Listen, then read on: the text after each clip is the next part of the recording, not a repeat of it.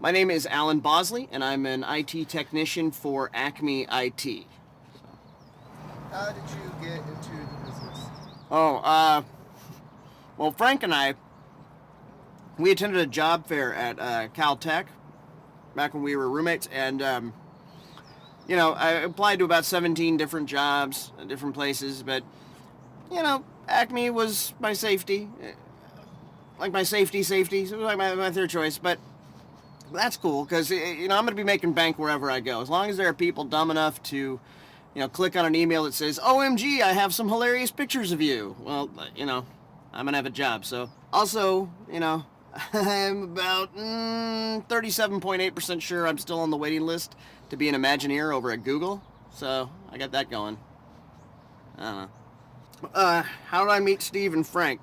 Well, Frank, I've known because we got put into the same dorm back in Caltech, so I've been stuck with him for a very long time. Steve and I actually, we ran into each other years ago at Chuck E. Cheese. We were animatronic operators, but Steve didn't remember that when we ran each other again at Acme. He came to work and mentored under Frank.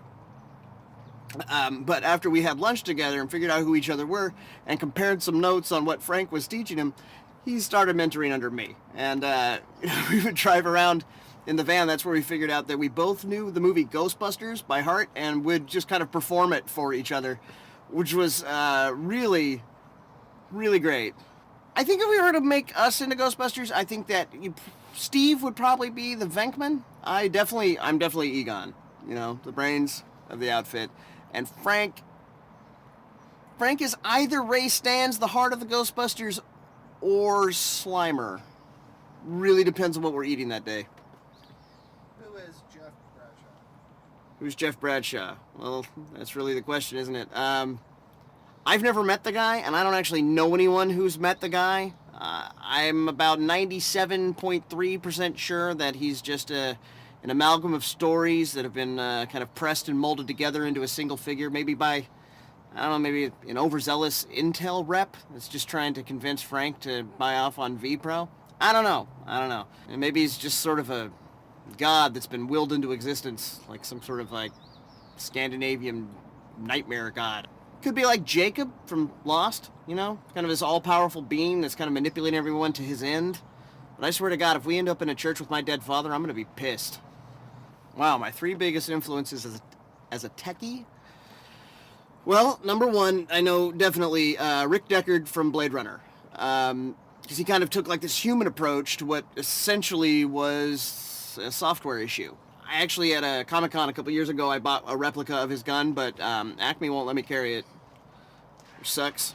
And of course, my dad. My dad actually worked as a swing shift manager for about 17 years out at the Hillsborough campus for Intel. I loved to visit him there when I was a kid, and so much so my dad actually made me like a clean room bunny suit when I was like 5, and I used to run around the house in it, and I would make like chocolate chip cookie microprocessors, and I would use like a little pin light as a laser. I don't day much. Oh, and Laszlo Holyfeld. He is the super genius guy who lived in Val Kilmer's closet in the movie Real Genius. He was like really, really smart, so much so that he eventually kind of disconnected from society and lived in a closet. I'm about 67.8% sure that's how I'm going to end up, living in some genius teenager's closet.